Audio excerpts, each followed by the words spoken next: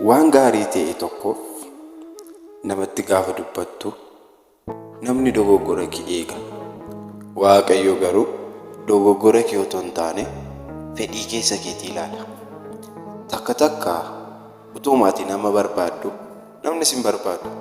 Waaqayyo garuu ammallee si barbaachanneefi.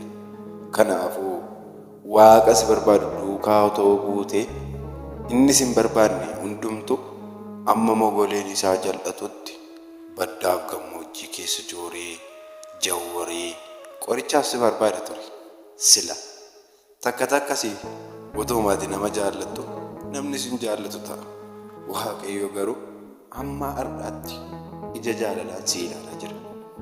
Boruuf iftaaniifis karoorri inni sirratti qabu jaalala qofadha.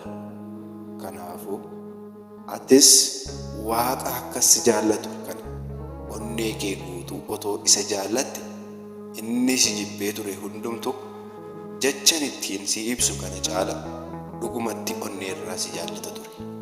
Maalumaafuu amma waan hundumaa caalaa Waaqayyotu jireenya kee keessatti si barbaachisa. Kanaafuu hunduma isaa dhiisiitoo Waaqayyoodhaan qofa barbaadadhu. Gaafa sargatte hundumtuu kan kee ta'a.